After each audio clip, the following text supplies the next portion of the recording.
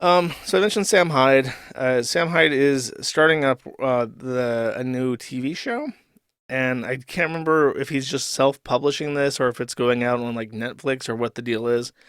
But he's getting ready for that, and apparently Adult Swim is not going to sell him the license to World Swim or World Swim, World Peace. So he's deciding what to call the show. It's basically just going to be World Peace episode 2 or season 2, but they have to figure out a name for it. So here are the options he's given his audience. $1 million Extreme 2. From what I understand, this is a meme because the new fags that like Sam Hyde now don't know that MDE is the name of his comedy troupe and World Peace was his show. So they just call it MDE, the show. So he's thinking of calling it MDE 2. World War 2. Extreme Nazi Porn. Season 2. MDE 2. $1 million Extreme Presents Season 2. Stinky. $1 million Extreme Presents Season 2. He must think that's really funny that one has quotes and the other doesn't. MDE presents Extreme Nazi Porn. I don't know why that made me laugh. Project Peace. Big Bold Balloons. Chi Chiquion trademark. Global Harmony 2. Global Domination 2. And $1 million Peace or Extreme Peace. I vote Season 2. Can I vote for multiple? Oh, I can vote for multiple. Okay, I'm gonna do season 2's both of them, and then $1 million MDE presents Extreme Nazi Porn. I think. Why is there one for MDE and $1 million Extreme? Why is the difference in that? Yeah, I'm gonna just do that one. I'm gonna vote for these options. You can vote for them too. It's on his Twitter or whatever. I don't know if my vote was counted or if that just goes to a black pit. Neither would surprise me. Vote for all. No, that's gay. Um, So this ties into what I was discussing earlier that I played the Christopher Hitchens clip that made a bunch of people hate me. In regards to Chaya Raichik deciding that certain people should not be allowed to work at Home Depot because they say things that she doesn't like, there was some discourse, trademark on Zitter, and this resulted in people going back and forth on if such a thing is okay. And Sam Hyde chimes in and he puts on his serious pants, and I will read this for you. There's a punchline to this, by the way.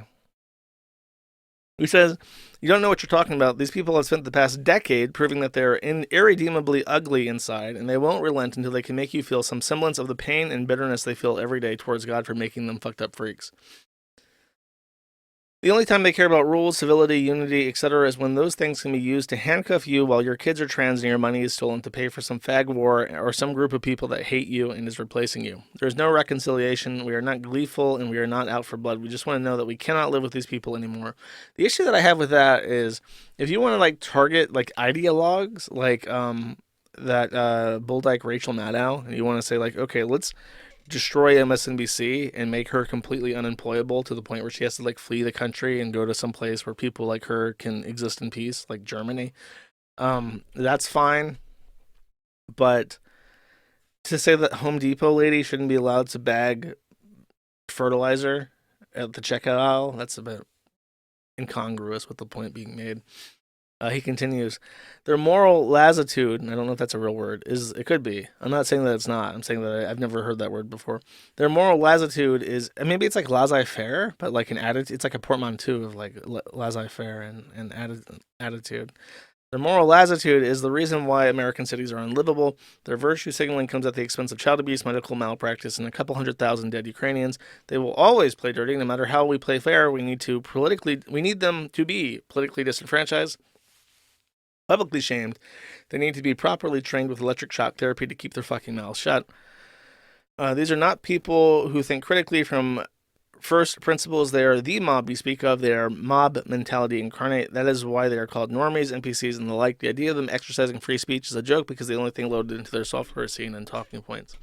If I think you are overthinking things. Your last game, Rage, was very bad." And then he goes Sam Hyde and says, "I think I would go so far as to call it penis poop. What I would suggest you do is stop being a little fucking pencil neck dork defending people wishing your president was dead. You're being a smarty pants and get back to making games that are actually good, as that is something we are all in desperate need of right now." I actually do agree with that because um, all recent games seem to be complete and total shit.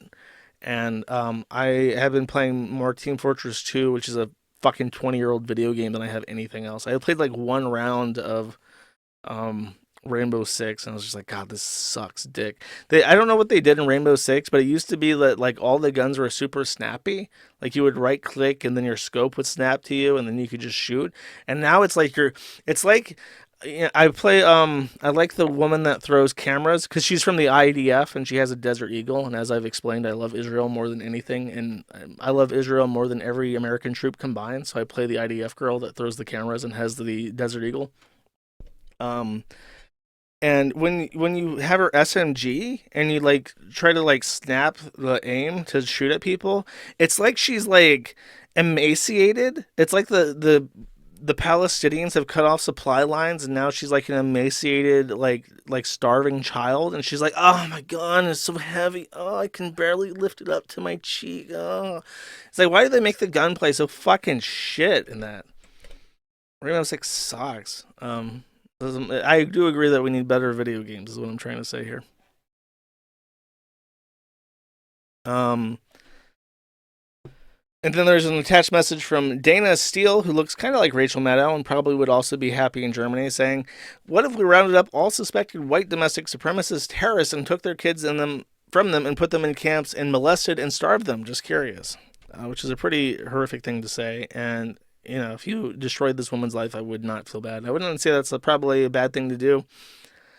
But again, I think there's a distinction to be made between kids protesting Palestine at their universities, which is a constitutionally protected speech, and the Home Depot lady saying, "I wish that they had not missed," which is also, I believe, protected speech. This woman is an ideologue. She's a dangerous person. She should never be allowed any levers of control. The fat single mom working at Home Depot is very far away from them. This woman, I can just tell just based by her headshot and verified check mark that she's probably a danger to society. Now all that is read and mentioned with some seriousness because it is followed up by May Catbelly saying that in response to this, she is Marky posting. Marky posting has now gone mainstream. This tweet has been seen 6 million times and liked by 53,000 people. Sam Hyde is a pedophile who slept with a 16-year-old fan when he was 29, but his fans are so gullible, all it takes is the bump on the shoulder and raise his brow, and they'll use any irony committing to the bit. So Marky posting has broken containment and is now in the discourse mainstream. For more information, you can listen to my stellar interview with Channing Krager. From my understanding, and I can't speak for anybody, but from my understanding after that interview, Marky's over it. I don't want to say that as like I'm representing her, but the gist that I got from the people that I spoke to is that Sam Hyde has truly gotten away with it, and the whatever it may be, if it happened, if it did not happen, if it was morally unconscionable, he's gotten away with it. And this person, it's just nothing's gonna happen. Nothing. It's just another drift. Like, this person does not give a fuck about Marky. And somebody even be is this Channing? 19. Crouching Tiger, Hidden Gabber, from river to sea, Bay Area, California. Oh, I don't think that's Channing. I don't know. It's kind of interesting. It's interesting that all these old image board memes are now like modern politics. Because that JD Vance guy, that's Trump's VP pick, he's like a follower of Shoe on Head on X. And he also follows he followed like a weird Twitter channel that was like a man who was obsessed with like fucking Scandinavian boys in saunas. And he just kept posting pictures of like these young, effeminate looking European boys. And like back in the day when the Vid Kings were around, Vid Kings would partake of this sauna boy on the regular. And for whatever reason, the vice presidential nominee for the Republican Party was following this account, which is kind of fucking weird. So that's our reality. Thank you for watching this clip by Colonel J. This is the King of Bold here. Remember to like and subscribe. Juice!